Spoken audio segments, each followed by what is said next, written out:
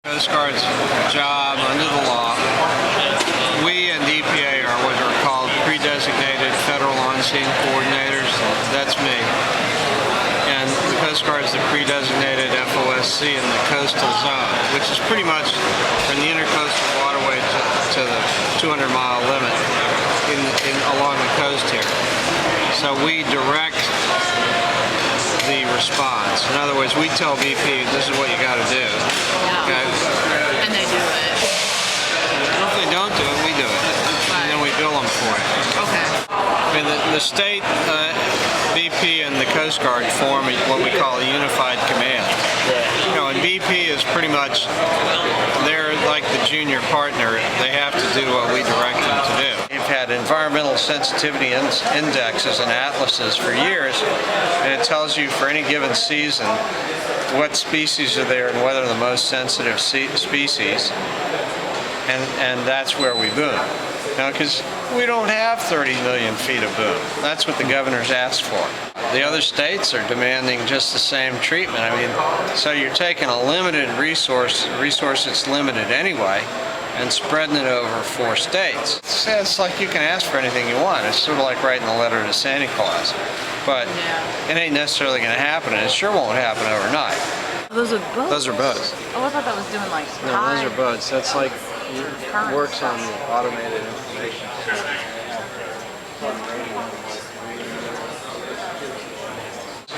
After Exxon Valdez, there was a law passed called OPA 90, Oil Pollution Act of 1990.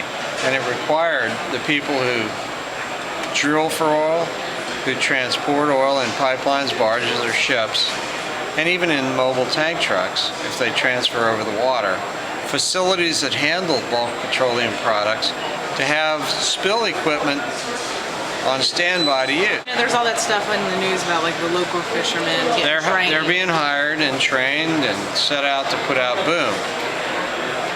I won't tell you my opinion of how effective that's going to be because I would sound like a terrible cynic. But it does some good. It does some good, and okay, here's the deal. It does some good, doesn't do much harm. If you can do good without doing much harm, why not? And you get paid for it, great. I'm all for it. Is at risk that are identified in the plan. All right. Take care, man.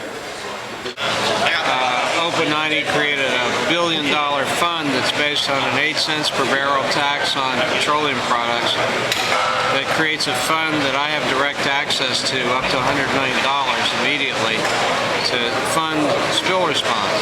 So sometimes we have spills we don't know who caused it.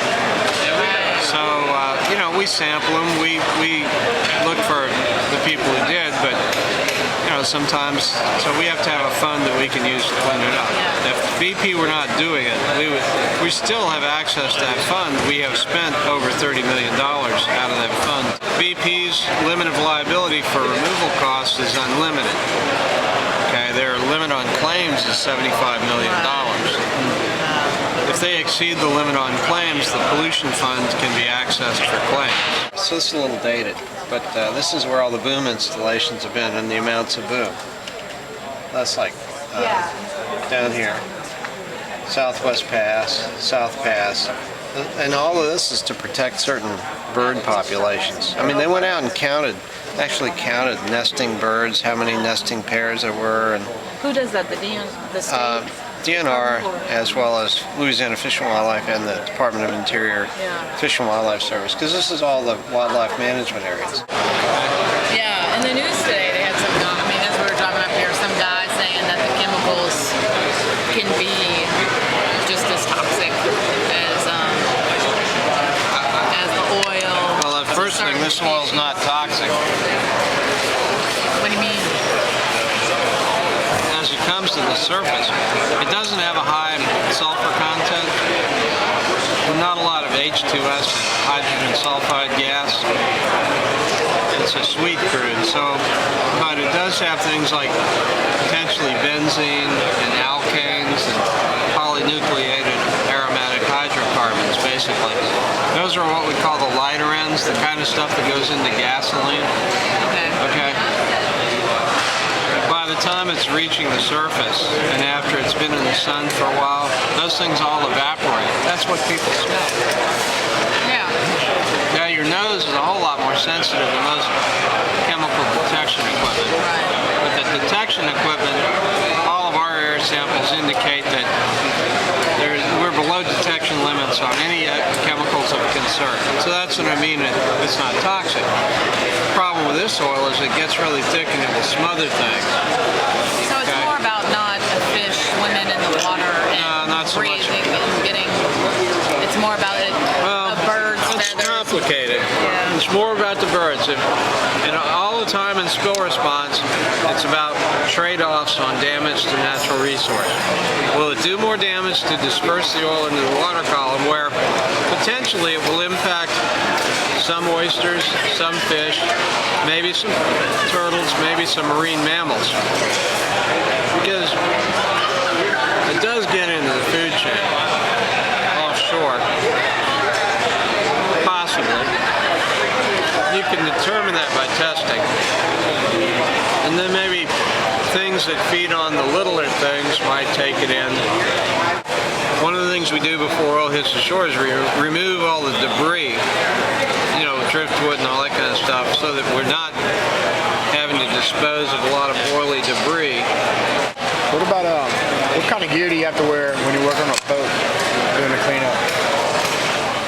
For this, we're wearing steel-toed boots, Tyvek splash gear, gloves, splash goggles, and probably a hard hat. And hearing protection if you're near operating machinery. That's only if you're dealing with oil. I mean, if you're just throwing out boom, just regular work clothes, steel-toed boot, hearing protection, probably eye protection, and gloves. It requires a minimum of 4 hours of training for a volunteer. And then you have to train them how to do the job. But yeah, I mean, they're valuable. You know, we put boom all the way around this island. They call it Pelican Island. And then these islands up near Chandeleur. Wow. Those are, you know, and then we boomed up here at Shell Beach. But we're going to have to work all the way around the coast.